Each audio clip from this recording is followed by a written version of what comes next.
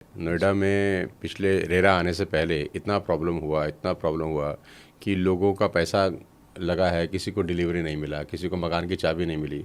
उन बेचारे लोगों ने क्या कहते हैं, लोन लेकर क्या बोलते हैं, फ्लैट बुक कराया। लोन का ईएमआई चल रहा है, ये सोच के लोन लिया था कि चलो किराए पे नहीं रहेंगे, लोन का ईएमआई से हमारा काम चल जाएगा। अब ना तो उनको फ्लैट मिला और बैंक का लोन का चक्कर एज इट इज़ घूम रहा है उनको। 8-8 साल हो गए, 10-10 साल हो गए, बेचारे लोग पूरे नोएडा, ग्रेटर नोएडा के अंदर बहुत परेशान हैं। रेरा आने की वजह से थोड़ा सा सुकून तो मिला है, लेकिन आज भी हजारों लोग ऐसे हैं जिनको चाबी नहीं मिली उनके मकान की।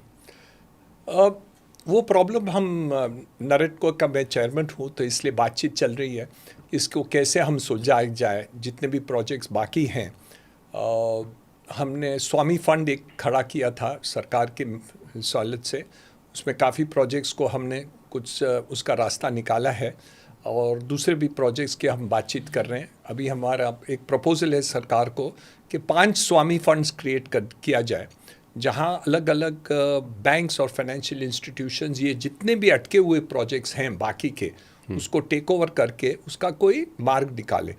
अभी तक निकला नहीं है, लेकिन हम चाहते हैं कि कुछ कम समय में ये करें। लेकिन आप देखें, शिकायतें जो है ना, वो 2 किस्म के हैं, रेरा आने के पहले और रेरा आने के बाद।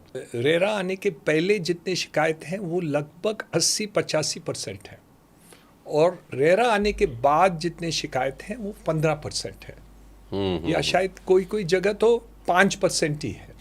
तो मेरे अंदाज से ये जो कल की बात आप चल रही है, और आपको पता होगा कि नोएडा और ये ग्रेटर नोएडा के जो प्रॉब्लम्स रहे हैं उसके कारण ही रेरा आया है। तो थैंक्स बोलना चाहिए उनको। थैंक्स तो नहीं बोलना चाहिए, लेकिन क्योंकि काफ़ी लोग उसमें परेशान हैं और परेशान हो गए, और अच्छे कंपनियां भी ख़त्म हो गई उस समय में। तो मेरे अंदाज से एक ही बात है कि आने वाले कल में आपको कम परेशानी होगी, पर थोड़ा धीरे से कुछ स्टडी करके आप करेंगे।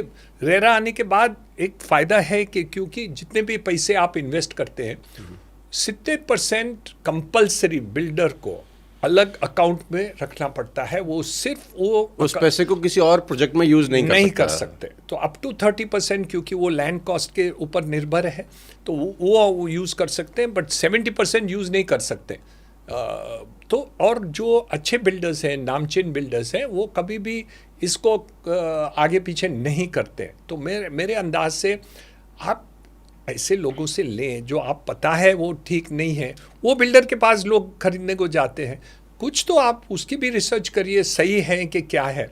आप छोटी छोटी घड़ियाल का आप खरीदते हैं तो वो आप ब्रांड देख के देखते हैं, कुछ करके स्टडी करके लेते हैं, वेबसाइट पर जाते हैं, सोनू शर्मा को सुन लेते हैं। तो ये सब आप करने के बाद आप कुछ खरीदते हैं, पर मकान में ये नहीं करते हैं। और मेरे अंदाज से इसके ऊपर ध्यान देने की आवश्यकता है, लेकिन फ्यूचर आपको कम शिकायतें मिलेंगी।